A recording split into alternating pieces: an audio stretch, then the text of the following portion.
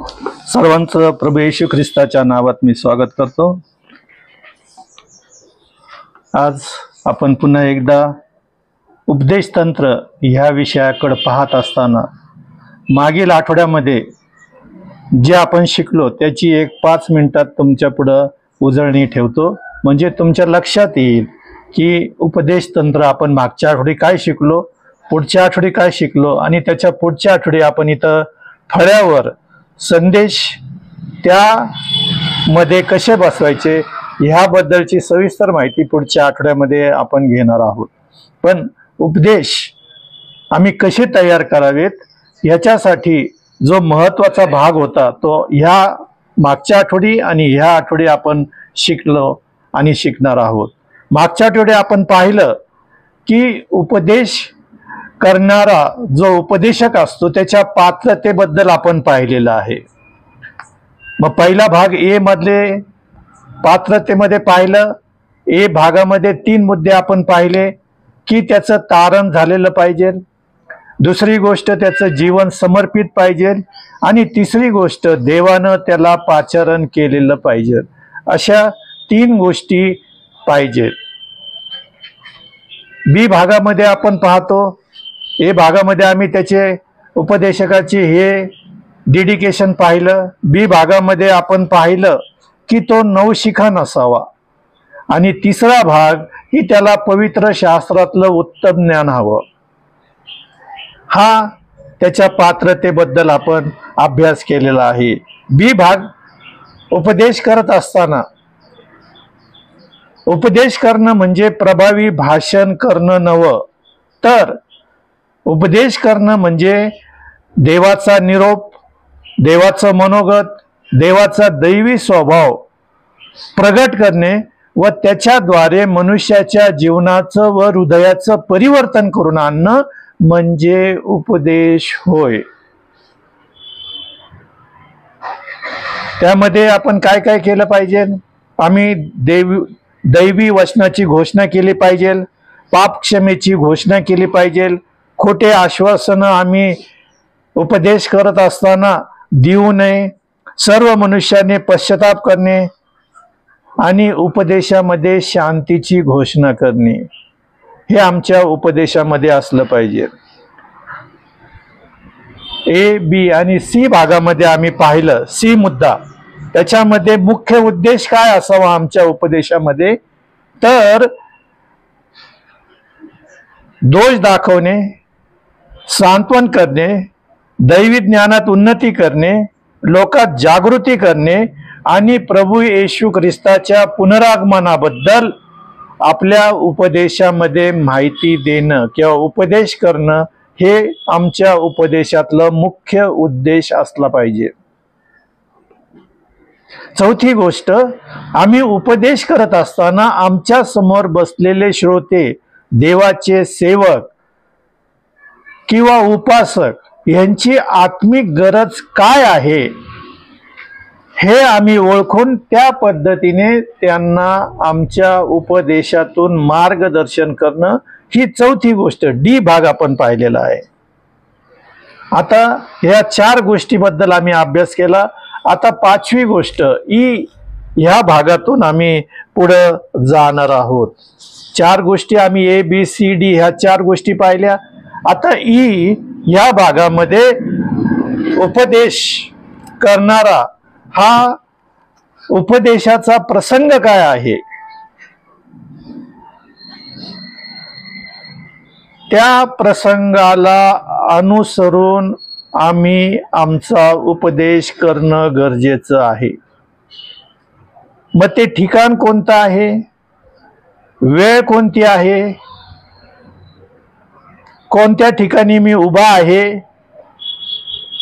कोणत्या ठिकाणी उभा राहिलेलो आहे याचं भान मला असलं पाहिजे आणि माझ्या समोर जे श्रोते बसलेले आहेत, जे देवाचे उपासक बसलेले आहेत, ते विश्वासात किती बळकट आहेत या गोष्टीवर आधारित माझा उपदेश असणं गरजेचं आहे।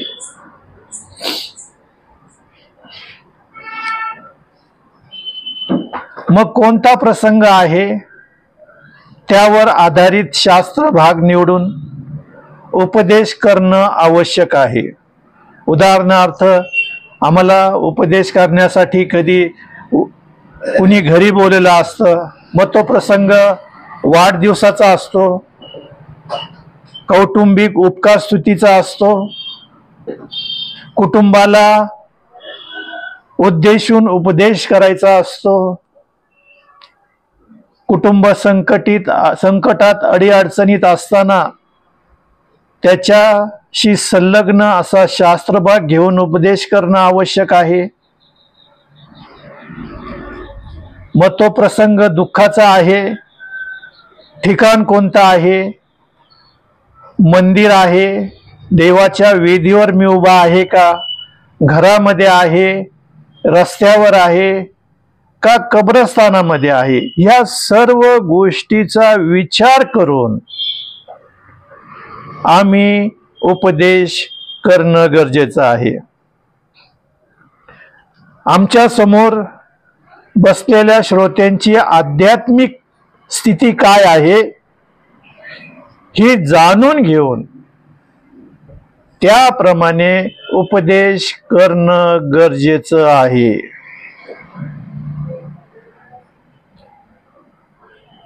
जर उपासकांचा नवीन जन्म झालेला असेल परंतु त्यांचा पवित्र शास्त्रातला सखोल अभ्यास नसेल, त्यांना साध्या आणि सोप्या भाषेमध्ये उपदेश करणं आवश्यक आहे. म्हणून पाऊल पहिलं करंथीकरास पत्र याचा 3रा अध्याय 1 आणि 2 वचनामध्ये आम्हाला पाहायला मिळतं की पाऊल करंथी येथील मंडळीला काय बोध करत राहिलेला आहे. पहिलं करंथीकरास पत्र याचा 3रा अध्याय 1 आणि 2 वचनामध्ये आम्हाला पाहायला मिळतं. तिथं काय म्हणतो पाऊल? बंधुजन हो, जसे आध्यात्मिक माणसाबरोबर बोलावे तसे तुमच्या बरोबर मला बोलता आले नाही, तर जसे दैहिका बरोबर, जसे ख्रिस्तातील बालका बरोबर तसे मला बोलावे लागले. मी तुम्हाला दूध पाजले, जड अन्न दिले नाही, कारण त्यावेळी तुम्हाला तेवढी शक्ती नव्हती आणि अजूनही ती नाही. जर आमचा नवीन जन्म झाला असेल पण जर आमची आत्मिक उन्नती झाली नसेल तर पवित्र शास्त्रामध्ये पाऊल पहिलं करंथीकरास पत्र याचा 3रा अध्याय 1 आणि 2 वचनामध्ये आम्हाला मार्गदर्शन करताना पाहतो. आणि तिथं तो असं बोलतो,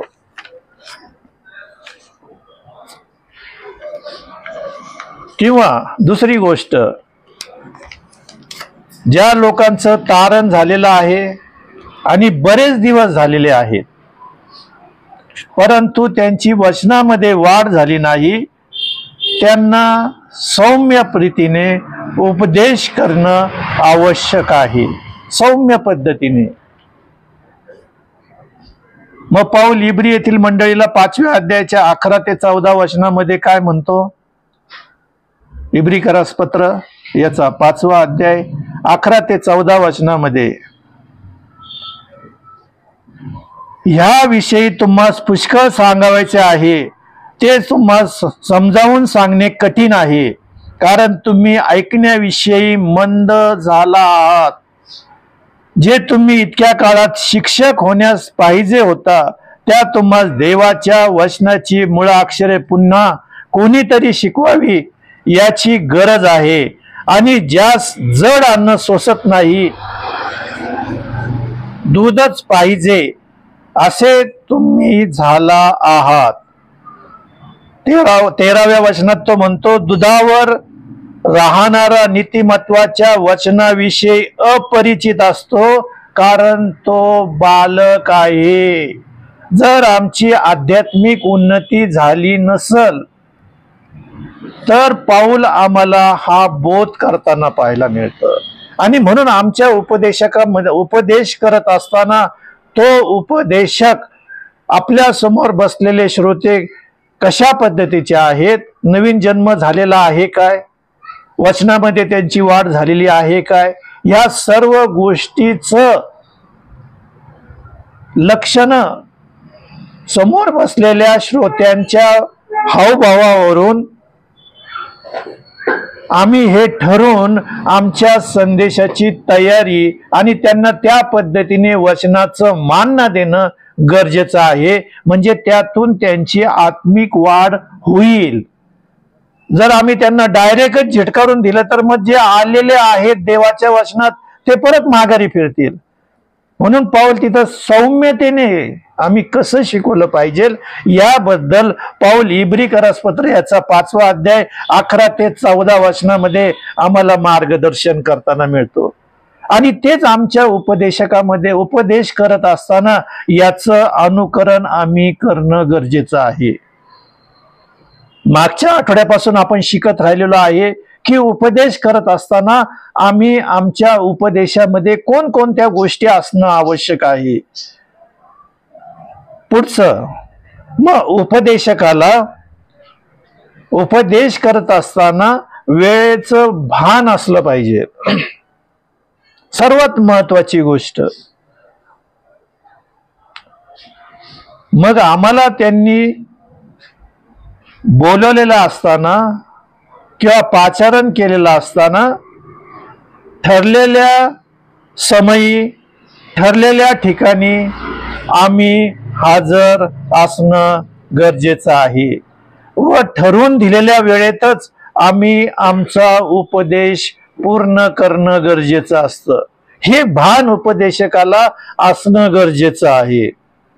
आणि जर हे भान आम्ही ठेवलं तर मग ज्ञानी शलोमोन राजा नीतिसूत्राचं पुस्तक याचा 15वा अध्याय आणि 23व्या वचनामध्ये काय म्हणतो, मनुष्य आपल्या तोंडाच्या समर्पक उत्तराने आनंद पावतो, समायोजित बोल किती उत्तम आहे. मग आम्हाला वेळेचं भान पाहिजे. आम्हाला ठरवून दिलेल्या वेळेत आमचं संदेश किंवा जे सांगितलं असेल तो विषयावर आम्ही ताबडतोब तयारी करून त्या वेळेच्यात आमचा संदेश संपला पाहिजे, आमचा उपदेश संपला पाहिजे. म्हणजे आमचं बोलणं किती समयोजित किती उत्तम प्रकारचं असावं असं हे ज्ञानी शलोमोन राजा नीतिसूत्राच्या पुस्तकाच्या 25व्या अध्यायाच्या 23व्या वचनात आम्हाला मार्गदर्शन करताना मिळतो. मग जो उपदेशक जो विषय निवडलेला आहे, पुढची गोष्ट तिसरी गोष्ट, उपदेशक जो विषय निवडलेला आहे त्या विषयाचे उत्तम ज्ञान दैवी ज्ञान उपदेशकाला असणं गरजेचं आहे. कोणती गोष्ट आहे तिसरी, जो विषय आम्ही निवडलेला आहे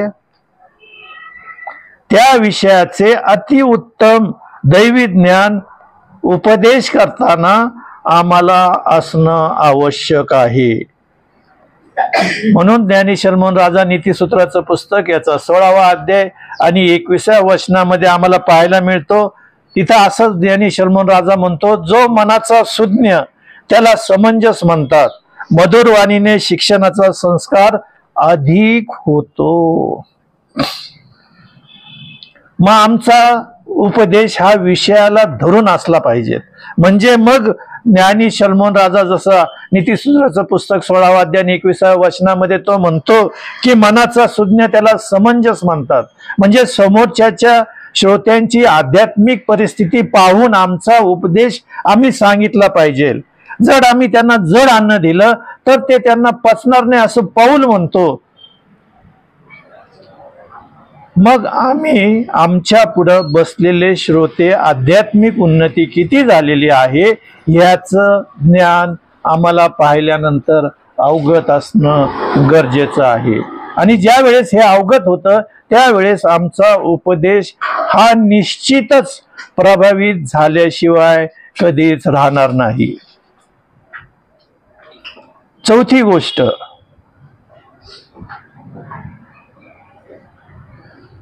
उपदेश सांगणे म्हणजे केवळ लोकांची करमणूक करणे नव्हे. उपदेशक जर गांभीर्याने उपदेश करणार नाही तर लोकांचे परिवर्तन होणार नाही. काय चौथा भाग आपण पाहिला. आम्ही उपदेश करत असताना आम्ही लोकांची करमणूक करण्यासाठी इथं उभं नाही, तर आमचा उपदेश हा गांभीर्याने आम्ही उपदेश करणं गरजेचं आहे.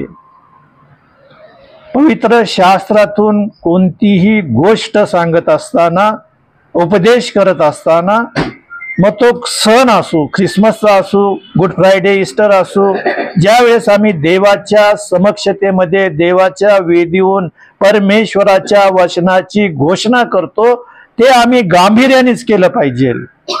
आणि जर आम्ही केलं नाही तर मग लोकांच्या जीवनामध्ये परिवर्तन होणार नाही. म्हणून एचकेलाचं पुस्तक याचा 33वा अध्याय 30 आणि 31 आणि 32 वचनामध्ये एचकेल संदेष्टा तिथं असं लिहितो. एचकेलाचं पुस्तक याचा 33वा अध्याय 30, 31 आणि 32 वचनामध्ये देवाचा संदेष्टा असं लिहितो की, हे मानव पुत्रा, तुझे बांधव भिंतीजवळ दरवाजाजवळ तुझ्याविषयी बोलत आहे. एक दुसऱ्याला, भाऊ भावाला म्हणतो, चला परमेश्वराकडून काय वचन आले आहे ते ऐकूया. काय देवाचं वचन आमच्यासाठी आज आलेलं आहे ते आम्ही ऐकूया. म्हणून सर्व लोक येऊन दाराजवळ आणि आतमध्ये बसलेले आहेत.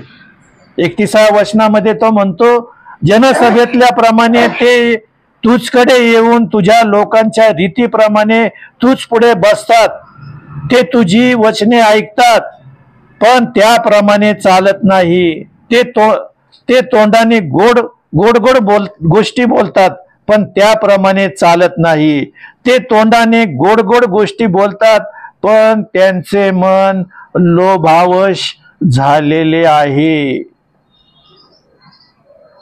ऐकायला तर येतात पण तुझ्या तोंडून निघालेल्या वचनामुळे त्यांच्यावर त्याचा काहीही परिणाम होत नाही. का होत नाही? कोणत्या गोष्टी त्या उपदेशकामध्ये कमतरता आहे म्हणून तिथं सांगितलेलं आहे. 32व्या वचनामध्ये ती गोष्ट सांगितलेली आहे. काय सांगितलेलं आहे तिथं? आणि पहा, एखादा मधुर कंठाचा वाद्य चांगली वाजवणारा प्रेम गीत गातो तसा तू त्यास वाटतो. प्रेम गीत गाणारा जसा गाणं गातो तसा तू त्यांच्या पुढे वाचतो.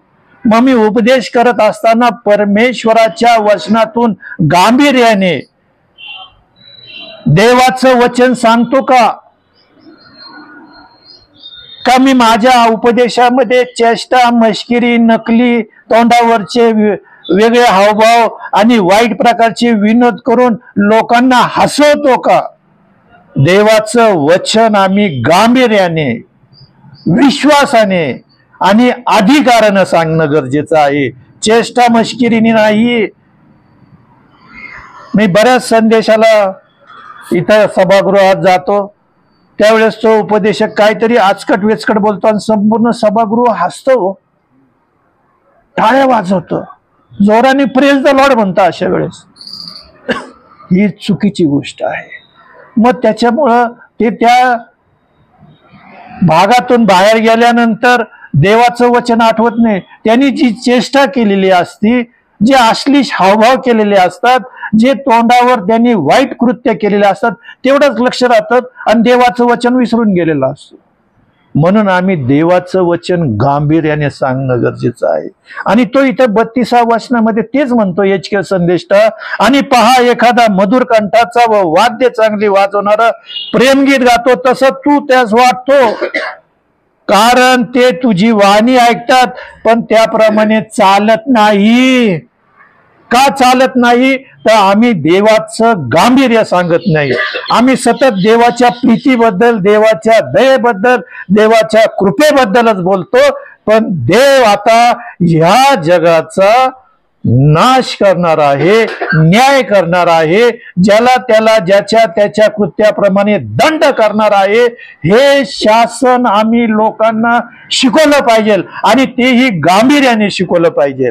आणि जोपर्यंत आम्ही या गोष्टी शिकवत नाही तोपर्यंत आमचं उपदेश प्रभावी होणार नाही.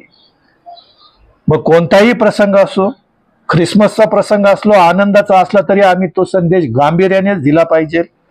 मग ते 7 शब्दावर असो, गुड फ्रायडेचा असतो, ईस्टरचा असो, किंवा दर महिन्याच्या प्रबोधनाचा असो, आम्ही परमेश्वराचं वचन गांभीर्याने सांगणं गरजेचं आहे. आणि जर आम्ही गांभीर्याने नाही सांगितलं तर मग मी उपदेश करणाऱ्यांमध्येच माझी काहीतरी कमतरता आहे. मग मी उपदेश करतो म्हणजे माझ्यामध्ये काहीतरी कमतरता असल्यामुळं ते लोक देवाचं वचन ऐकून त्याप्रमाणे चालत नाही. म्हणजे माझ्या उपदेशामध्ये काय असतं? मी लोकांची मर्जी सांभाळतो. देवापेक्षा मी स्वतःच व्यक्तिमत्व श्रेष्ठ करण्याचा प्रयत्न करतो. माझ्या उपदेशामध्ये मी देवाच्या वचनाच्या ऐवजी व्यर्थ बडबड मी जास्त करतो, किंवा माझ्या उपदेशामध्ये मी कॉमेडी जास्त करतो, गांभीर्याने सांगत नाही.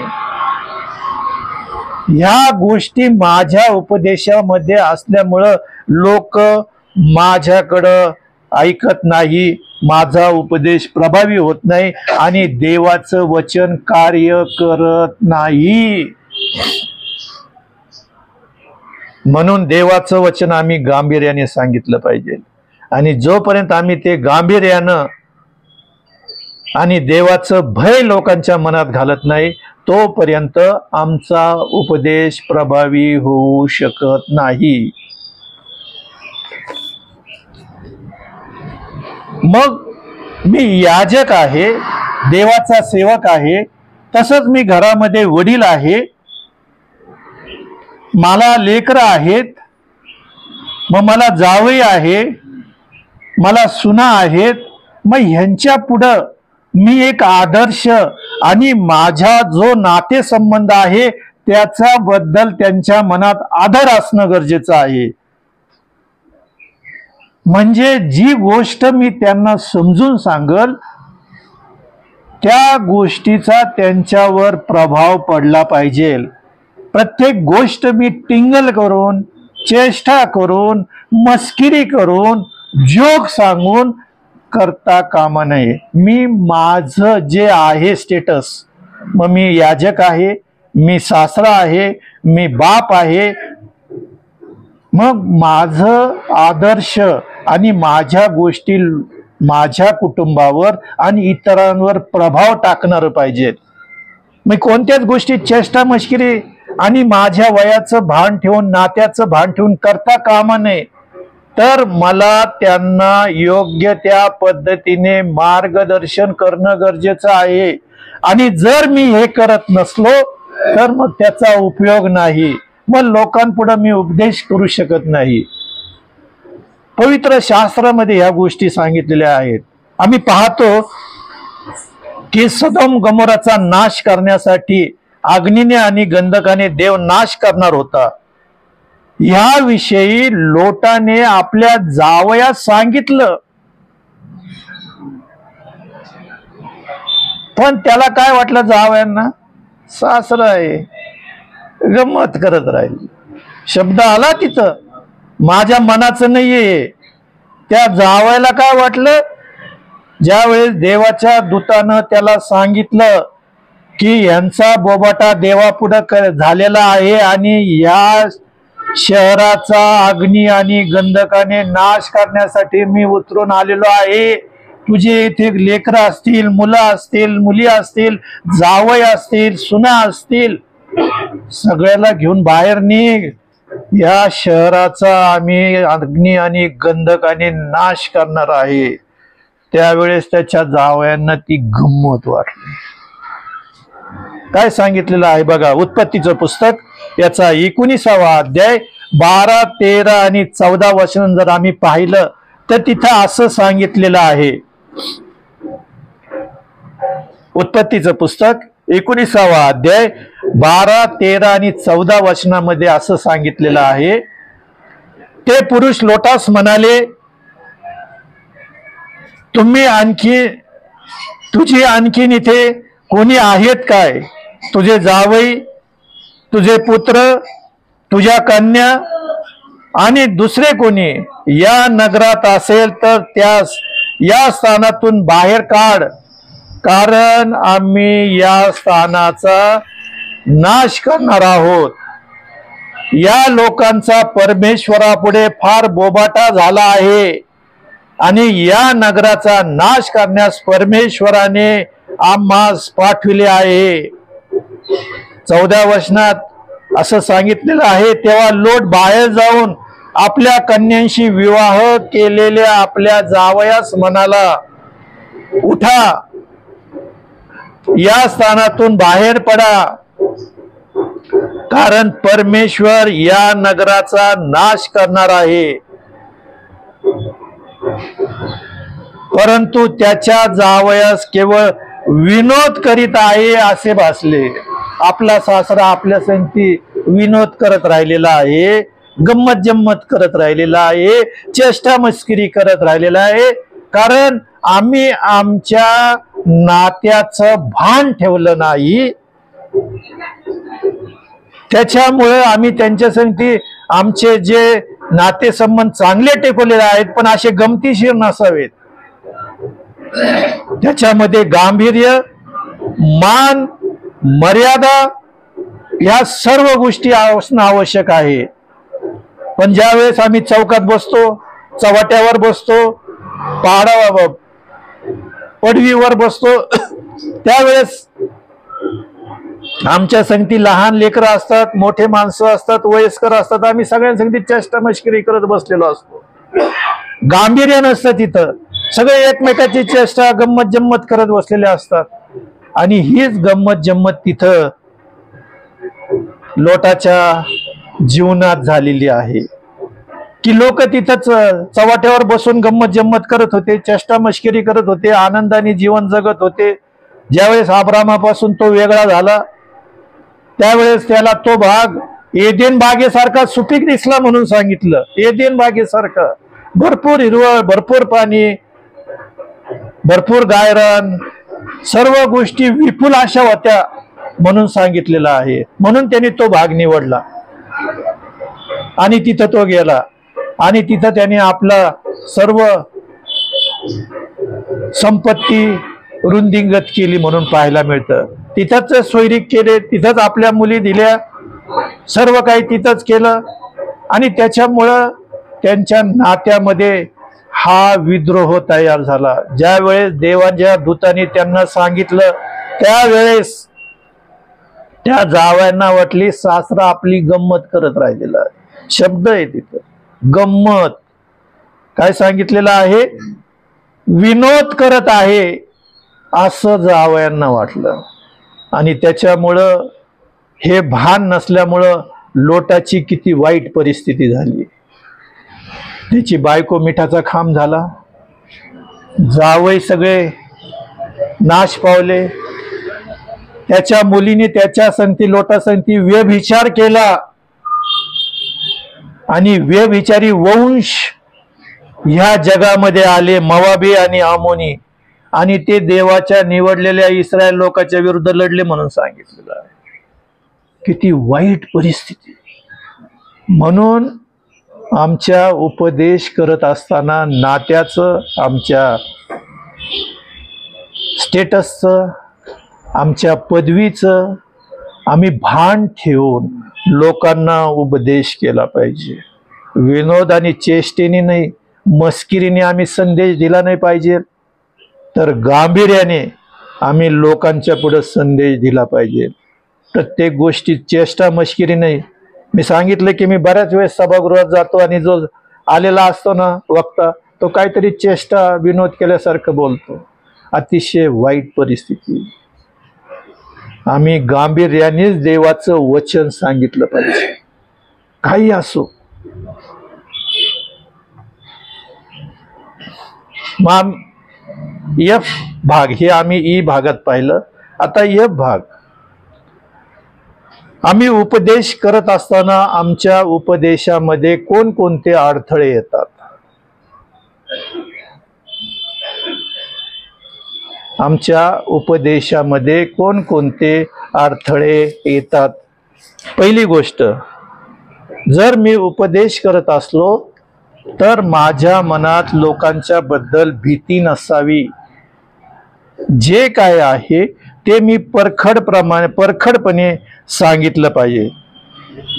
लोकांची भीती, जे माझ्या समोर बसलेले श्रोते आहेत, जे देवाचे निवडलेले लोक आहेत, जे संदेश ऐकायला आलेले आहेत, त्यांच्याबद्दल माझ्या मनात भीती नसावी. आणि जर ती भीती असली तर देवाचं वचन कितीही चांगल्या पद्धतीने मला माहिती असलं तरी लोकांपुढे मी खंबीरपणे बोलू शकत नाही. कारण ह्या भीतीमुळं आमच्यामध्ये कमकुवतपणा निर्माण होतो आणि आम्ही उपदेश आत्म्याच्या आणि धैर्याने आणि आत्मिक पद्धतीने करू शकत नाही. कारण आम्हाला समोर बसलेल्या श्रोत्यांची भीती वाटते. म्हणून इर्मयाचं पुस्तक याचा 1 अध्याय आणि 17 वचनामध्ये इर्मया संदेष्टा म्हणतो.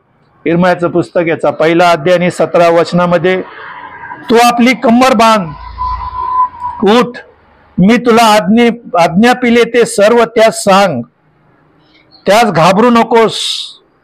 घाबरलास तर मी तुला त्यांच्या पुढे घाबरे करीन. घाबरू नकोस. जे काही देवाचं वचन आहे ते परखडपणे सांग, आणि जर तू त्यांना घाबरला तर मी तुला त्यांच्या पुढे घाबर करीन. असं इर्मया संदेष्टा 1 अध्यायाच्या 17 वचनात पाहायला मिळतं. आम्ही जर देवाच्या वचनाबद्दल भीती बाळगून लोकांसंगती बोललो तर नीतिसूत्राचं पुस्तक याचा 29 अध्याय आणि 25 वचनामध्ये आम्हाला पाहायला मिळतं की ज्ञानी शलोमोन राजा काय म्हणतो, मनुष्याची भीती ही पाशरूप आहे. पाशरूप आहे म्हणजे आमच्या गळ्याला फास असा आहे, पाशरूप आहे. पण जो परमेश्वरावर भाव ठेवतो त्याचं संरक्षण होतं. देव आमचं संरक्षण करतो. म्हणून दावीद राजा स्तोत्र 121 मध्ये म्हणतो, तो तुझ्या उजव्या हाताला तुला सावली असा आहे, दिवसा सूर्य व रात्री चंद्र तुला बाधा करणार नाही. परमेश्वर सर्व अरिष्टापासून तुझे रक्षण करील, तुझ्या जीवाचे रक्षण करील. आमचं जीवाचं रक्षण करण्यासाठी सर्व समर्थ देव कधीही तयार असतो. म्हणून लोकांची भीती हे आमच्या गळ्याला पाशरूप नको व्हायला. तर आम्ही देवाचं भय बाळगून देवाचं वचन गांभीर्याने लोकांना शिकवणं गरजेचं आहे. तिसरी गोष्ट, आम्ही देवाचं वचन सांगत असताना आम्हाला कोणतीच लाज वाटली नाही पाहिजे. तिसरी गोष्ट, आमच्या उपदेशकाच्या अडथळ्यामध्ये तिसरी गोष्ट की आम्ही उपदेश करत असताना आम्हाला लाज वाटली नाही पाहिजे. जर आम्हाला लाज वाटली उपदेश करताना की हे मी कसं बोलू, तर आमचा उपदेश हा निष्क्रिय ठरतो.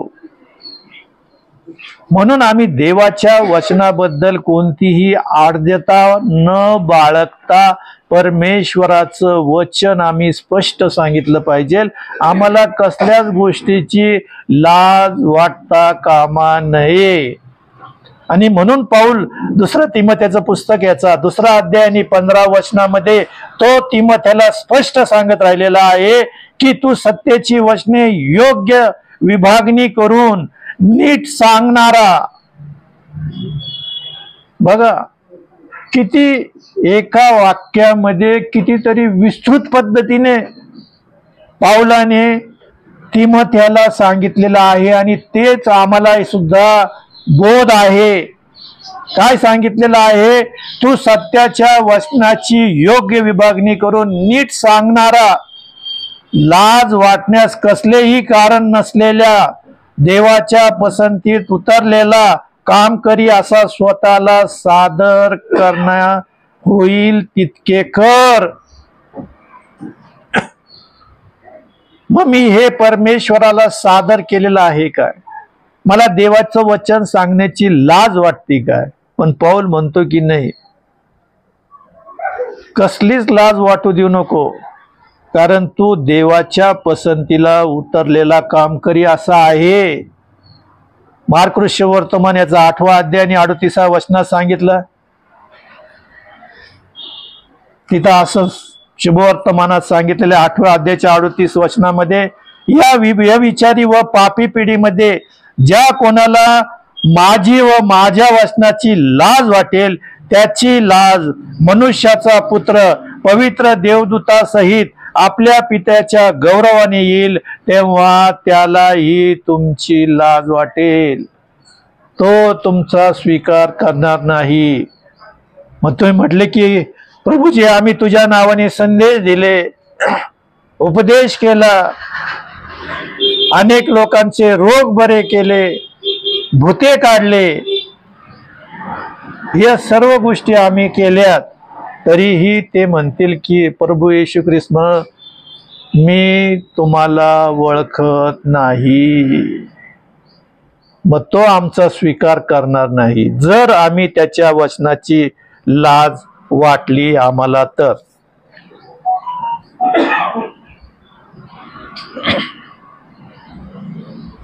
चौथी गोष्ट, तिसरी गोष्ट, उपदेशकाचा जे श्रोते बसलेले आहेत किंवा वचन ऐकण्यासाठी जे लोक आलेले आहेत त्यांच्यावर प्रभाव पडला पाहिजे. लोक किंवा श्रोते त्या उपदेशकाच्या नियंत्रणाखाली पाहिजे. ते श्रोते त्याचा उपदेश आतुरतेने, त्यांची आतुरता त्या उपदेशाच्या द्वारे सतत वाढत राहिली पाहिजे. आणि हे करत असताना उपदेशकांनी स्वतःची कमकुवतपणा लोकांपुढे ठेवलं नाही पाहिजे. मग कमकुवतपणा म्हणजे काय? आज मला संदेश देण्याची इच्छाच नव्हती.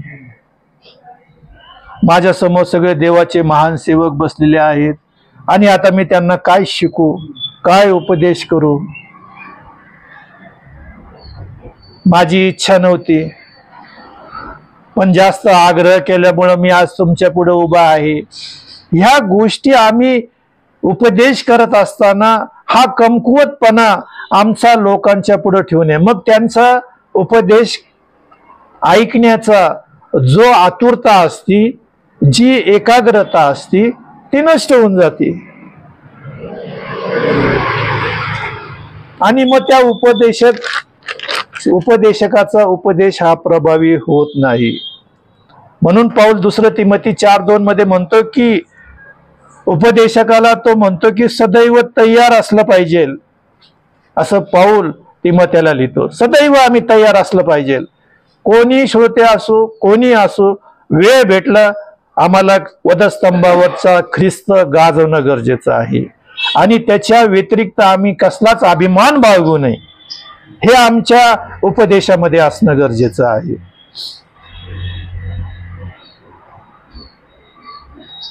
चौथी गोष्ट, उपदेशकाला देवाने दिलेल्या अधिकाराचा उपयोग उपदेशामध्ये करणं गरजेचं आहे. मग देवाने आम्हाला भित्रेपणाचा आत्मा दिलेला नाहीये, तर सामर्थ्याचा आत्मा दिलेला आहे, प्रीतीचा व समंजसपणाचा आत्मा दिलेला आहे. याच्याद्वारे आम्ही देवाचं वचन गाजवलं पाहिजे, असं पौल 2 तिमोथी 1 अध्याय आणि 7व्या वचनामध्ये सांगतो. देवाने आपल्याला भित्रपणाचा नव्हे तर सामर्थ्याचा, प्रीतीचा आणि समंजसपणाचा आत्मा दिलेला आहे. याचा उपयोग करून आम्ही आमचा उपदेश देणं गरजेचं आहे. मग आम्ही उपदेश करत असताना आम्ही दैवी अधिकार, पुढची गोष्ट 5वी, आमच्या उपदेशामधून दैवी अधिकार, आपल्या बोलण्यातून देवाचं नाव आम्ही प्रगट करणं गरजेचं आहे. दैवी अधिकार आणि देवाचं नाव आम्ही प्रगट करणं गरजेचं आहे. ज्या वेळेस येशू ख्रिस्त सभास्थानात जाऊन लोकांसंगती बोलत होता, त्यावेळेस लोक म्हटले की हे परुषी आणि शास्त्रीपेक्षा हा मोठ्या अधिकारानं आमच्या संगती देवाचं वचन बोलतो. मग हा अधिकार, हे आत्म्याचं, पवित्र आत्म्याचं सामर्थ्य आमच्यामधून उपदेश करत असताना लोकांपुढं जाणं गरजेचं आहे. आणि म्हणून आमच्यामधून दैवी सामर्थ्य आणि देवाचं नाव प्रगट झालं पाहिजे. आम्ही कोणी नाही, तो आम्ही फक्त माध्यम आहे की देवाचं वचन सांगण्याचं. आम्ही प्रत्येक वेळेस आमच्या देवाला पुढे केलं पाहिजे, देवाचं महत्व लोकांना पटवून दिलं पाहिजे आणि सर्व काही घडवून आणणारा तो देव आहे हे आम्ही लोकांना सांगितलं पाहिजे. आणि म्हणून दानिएलचं पुस्तक 2 अध्याय 28व्या वचनामध्ये सांगितलेलं आहे. दानिएलचं पुस्तक 2 अध्याय 28व्या वचनामध्ये दानिएल असं म्हणतो की रहस्य प्रगट करणारा देव स्वर्गात आहे. पहा, सुरुवातच त्यांनी देवाला गौरव कशा पद्धतीने दिलं की ज्या वेळेस त्याच्यावरती जबाबदारी आली त्यावेळेस तो नबुकदनेस्सर राजासमोर जाऊन ग्वाही देतो, साक्ष देतो की रहस्य प्रगट करणारा देव तर स्वर्गात आहे. आणि पुढील काळी काय होणार हे नबुकदनेस्सर महाराजाला कळविले आहे. आपले स्वप्न आपण बिछाण्यावर पडला असता आपणाला झालेला दृष्टांत असा आहे. आणि मग तो दृष्टांत नबुकदनेस्सर राजाला सांगतो. तिथलचे मांत्रिक आणि भविष्यवक्ते म्हटले की तुम्हाला काय स्वप्न पडलं हे सांगा, म्हणजे त्याचं रहस्य आम्ही तुम्हाला सांगू. पण तो म्हटला नाही, जे स्वप्न मला पडलं ते स्वप्न बी तुम्ही सांगायचं आणि अर्थ बी तुम्ही सांगायचं. म्हणून दानिएलाने प्रार्थना केली आणि मग देवाने जे रहस्य त्याला प्रगट केलं ते नबुकदनेस्सर राजा पुढे जाऊन त्यांनी साक्ष दिली, ग्वाही दिली की रहस्य प्रगट करणारा देव तर स्वर्गात आहे. मग हे आम्ही प्रथम देवाला स्थान देतो का आमच्या उपदेशामध्ये, का आम्ही आमचं स्वतःचं गौरव करतो? मी फार मोठा उपदेशक, मी फार मोठा प्रॉफिट आणि मी इंटरनॅशनल वक्ता. स्वतःच नाही, त्या वधस्तंभावर खेळल्याला ख्रिस्त आम्ही गाजवला पाहिजे. आणि जर आम्ही गाजवत नसलो तर आमचा उपदेश हा निष्प्रभाव असा होईल, तो प्रभावित कधीच होणार नाही.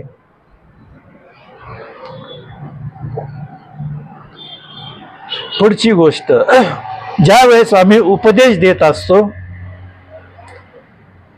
त्यावेळेस सर्व श्रोत्यांचं, सर्व उपासकांचं, सर्व लोकांचं लक्ष उपदेशकावर केंद्रित करून ठेवणं हे उपदेशकाचं, उपदेश देणाऱ्याचं काम आहे.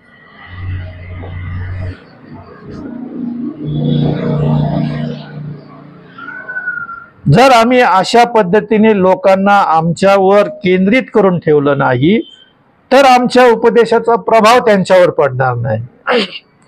आता ज्या वेळेस पाऊल उपदेश करण्यासाठी उभा राहिला आणि नवीन मंडळ्या तयार झालेल्या असताना फक्त इस्रायल लोकच नव्हते तर हेलनी आणि इतर समाजाचे सर्व लोक तिथं जमत असत आणि परमेश्वराच्या वचनाची घोषणा देवाचे प्रेषित करत होते म्हणून सांगितलेलं आहे. आणि ते प्रेषित घोषणा करत असताना लोक एकमेकांसंगती बोलतात, हा त्याच्या संगती बोलतो, कोणत्याच पद्धतीचं तिथं शांतता नसते. जर आम्ही चर्चमध्ये जर लग्न लावलं तर सगळ्यांचं लक्ष त्या पाहकाकडे असतं. पण जर तुम्ही ग्रामीण भागात किंवा एखाद्या मंगल कार्यालयामध्ये लग्न लावायचं असलं ना तर 10 वेळेस म्हणतो, हो बाई जरा शांत बसा ना, हा पवित्र विवाह विधी चाललेला आहे, गांभीर्याने घ्या. तर मागच्या बायकात लगेच 2-3 बोलत असतात सतत उपदेशामध्ये. मग काय असतं की त्यांचं एकाग्र त्या विवाह विधीकडे नसतो. किती त्यांना सांगा, आधीच तिथं सांगावं लागतं मोबाईल बंद करा, आपसात बोलू नका, लेकरांना शांत करा, डोक्यावर पदर घ्या, मनुष्याने टोपी काढा, ह्या सूचना वारंवार द्याव्या लागतात. तरी त्यांची गडबड चाललेली असते. आणि अशा गडबडीच्या वेळेस सर्व विधर्मी लोक एकत्र आलेले असताना आणि नवीन पद्धतीने ख्रिस्ताचे अनुकरण करणारे लोक तिथं जमत असताना, पाऊल त्यांच्या पुढे उपदेश करत असताना त्या गडबडी करून त्यांचं लक्ष त्या उपदेशकाकडे केंद्रित करण्यासाठी प्रेषितांचे कृत्य 13वा अध्याय आणि 16 वचनामध्ये पाऊल म्हणतो, ती गडबड चालू असताना आणि याला उपदेश करत असताना लोकांचं लक्ष त्याच्याकडे केंद्रित करावं, लोकांनी त्याच्याकडे पाहावं, लोकांना त्यांनी काय संदेश देतो हे लोकांनी त्याच्याकडे पाहून ऐकावं. याच्यासाठी पाऊल प्रेषितांचे कृत्य 13वा अध्याय आणि 16 वचनामध्ये पाऊल उभा राहून खुणवून म्हणाला, इस्रायल लोक हो, देवाचे भय बाळगणाऱ्यांनो ऐका. ज्या वेळेस तो हे शब्द बोलला, देवाचे भय बाळगणाऱ्या इस्रायल लोकांनो हे ऐका, तेव्हा सर्व लोकांनी त्याच्याकडे लक्ष केंद्रित केलं. मग त्यांनी देवाचं वचन सांगण्यासाठी सुरुवात केली. म्हणजे लोकांना आपल्याकडं केंद्रित करणं. मी उपदेश करत असताना लोक आपसात बोलले नाही पाहिजे, लोकांनी त्यांच्यामध्ये वादविवाद करता कामा नाही. जे काय आहे त्यांनी मला उपदेश संपल्यानंतर त्याच्यामधल्या गुजगोष्टी विचाराव्यात, त्याच्यातले प्रश्न विचारावेत, पण होता येईल तेवढं माझ्या उपदेशामधून त्यांच्या शंकेचं निरसन होणं गरजेचं आहे. आणि त्याच्यासाठी लोकांचं लक्ष माझ्याकडे केंद्रित असलं पाहिजे. एक जरी व्यक्ती दुसऱ्या संगती बोलत असला तरीही आमच्या उपदेशामध्ये विघ्न येतं आणि कॉन्सन्ट्रेशन होत नाही. म्हणून आमच्याकडे लोकांचं लक्ष केंद्रित असणं गरजेचं आहे मी उपदेश करत असताना. आणि त्याच्यासाठी पाऊल 13वा अध्याय प्रेषितांचे कृत्य 13वा अध्याय आणि 16 वचनात उभा राहून मोठ्याने म्हणाला, इस्रायल लोक हो, देवाचे भय बाळगणाऱ्यांनो ऐका. आणि ज्या वेळेस तो म्हटला तेव्हा लोकांचं लक्ष त्याच्याकडे केंद्रित झालं. आम्ही पाहतो की 13वा अध्यायाच्या 26व्या वचनामध्ये पण अशाच पद्धतीने तो बोलला. ज्यावेळेस तो उपदेश करण्यासाठी तो उभा राहिला आणि तो म्हटला, अहो बंधुजन हो. ज्यावेळेस तो अशा पद्धतीने ओरडून म्हणाला त्यावेळेस लोकांचं लक्ष त्याच्याकडे केंद्रित झालं. म्हणजे ते आपापसात बडबड करत होते, त्यांचं चित्त थारावर नव्हतं, लोक ऐकायला आले होते पण ते त्यांच्यामध्येच मशगूल होते. म्हणून तो म्हटला 26व्या वचनामध्ये, अहो बंधुजन हो, अब्रामाच्या वंशातील पुत्रांनो व तुम्हापैकी देवाचे भय बाळगणाऱ्यांनो, आपल्याला या तारणाची वार्ता पाठवलेली आहे. मग त्या लोकांचं लक्ष त्याच्यावर केंद्रित झालं. म्हणून ज्या वेळेस आम्ही उपदेश करत असतो लोकांचं लक्ष आमच्यावर केंद्रित होणं गरजेचं आहे.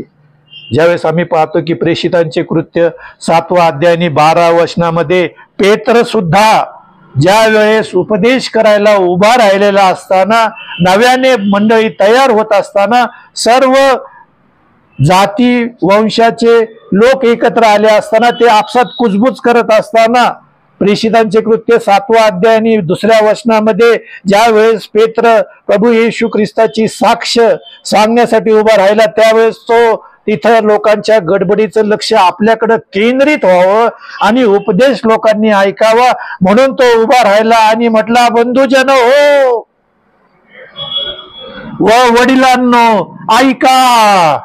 ज्या वेळेस तो हे शब्द बोलला त्यावेळेस लोकांचं लक्ष पेत्राकडे आलं आणि मग तो उपदेश करायला सुरुवात केली. आणि तो म्हणतो की आपला पूर्वज अब्राहम हरान प्रांतात जाऊन राहण्यापूर्वी मेसोपोटेमिया देशात असताना गौरवी देवाने त्याला दर्शन देऊन म्हटले. आणि मग लोकांचं लक्ष केंद्रित झालं आणि मग त्यांनी पेत्राचं उपदेश ऐकण्याला सुरुवात केली. आणि मग पेत्र हात मासे धरणारा, आडाने, कोणत्याही बुद्धी नसलेला माणूस, पण इतिहास सांगत राहिलेला आहे आणि लोक त्याच्याकडे ऐकू लागले. या गोष्टी आणि आम्ही पाहतो की नवीन करारामध्ये सुद्धा मत्ती कृषी वर्तमान याचा 13वा अध्याय 3ऱ्या वचनामध्ये प्रभू येशू लोकांचे लक्ष आपल्याकडे वेधून घेण्याकरिता म्हणाला. म्हणजे प्रभू येशू ख्रिस्त लोकांना बोध करत असताना लोकांनी आपल्याकडे बघावं, मी काय देवाचं वचन सांगतो ते त्यांनी ऐकावं, ग्रहण करावं, त्याचं अनुकरण करावं, याच्यासाठी तो म्हटला. मग त्यांनी पहा दाखल्यांनी पुष्कळ गोष्टी सांगितल्या, पुष्कळ गोष्टी सांगितल्या. तो म्हणतो पहा. आणि मग त्यांनी दाखवलं की एक शेतकरी बी पेरण्यासाठी शेतात चाललेला आहे. मग त्यांनी ती गोष्ट त्यांच्या पुढे ठेवली. मग तो पेरणी करणाऱ्याचा दाखला त्यांनी सांगितला, पहा. मग प्रभू येशू ख्रिस्ताकडे त्यांचं लक्ष केंद्रित झालं आणि मग ते त्याचं वचन ऐकू लागले. म्हणून ज्या वेळेस आम्ही उपदेश करतो तर लोकांचं लक्ष आमच्यावर केंद्रित असणं फार गरजेचं आहे. पुढील भाग जी आपण पाहणार आहोत.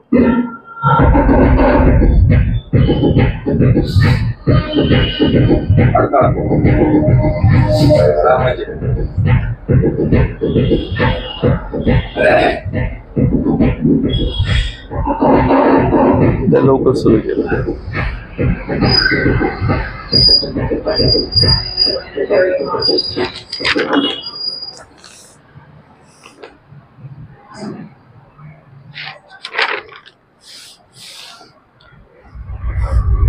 आम्ही उपदेश करत असताना आमच्या उपदेशामध्ये उदाहरणं देणं आवश्यक आहे.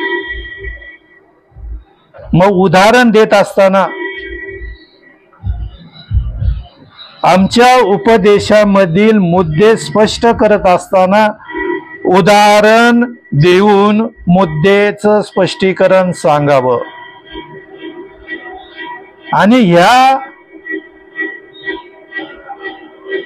उदाहरणामुळं अवघड गोष्ट सुद्धा सोप्या पद्धतीने समजून सांगता येते. पहिली गोष्ट. म्हणून आमच्या उपदेशामध्ये उदाहरणं असणं गरजेचं आहे. दुसरी गोष्ट, उपदेशातील मुद्द्यांचे स्पष्टीकरण करण्यास उदाहरणाची आवश्यकता आहे आणि उदाहरणाच्या द्वारे प्रत्येक मुद्द्याचं स्पष्टीकरण किंवा प्रकाश त्याच्यावर टाकला जातो. त्याच्याद्वारे उपदेशाचं स्पष्टीकरण करण्यात येऊ शकतं.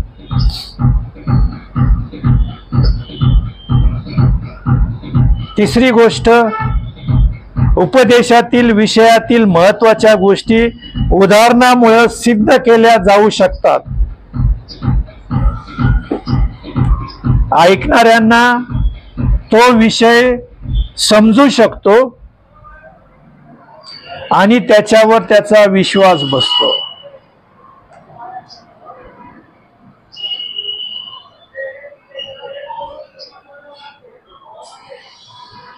चौथी गोष्ट,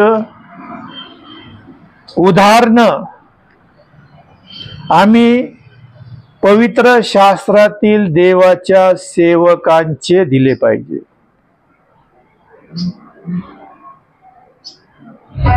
त्यांच्या कृत्यांबद्दल दिले पाहिजे आणि देवाने त्यांच्या कृत्याबद्दल त्यांना कशी क्षमा केलेली आहे याचं स्पष्टीकरण आम्ही केलं पाहिजे.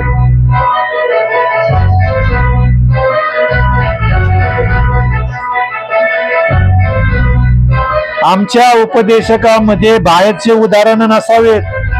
मग टायटॅनिक फुटलं, फुटू द्या ना. आमच्या उपदेशकामध्ये टायटॅनिक कशाला पाहिजे? विमान क्रॅश झालं, आमच्या उदाहरणामध्ये पवित्र शास्त्रामधून ते काय स्पष्टीकरण करणार आहे तुम्ही? त्याच्यामुळं देवाच्या सेवकांची उदाहरणच पवित्र शास्त्रात एवढी आहे की त्याच्याद्वारे अतिशय चांगल्या पद्धतीने स्पष्टीकरण होऊ शकतं. म्हणून आमचे उदाहरण हे पवित्र शास्त्रातलेच असावे.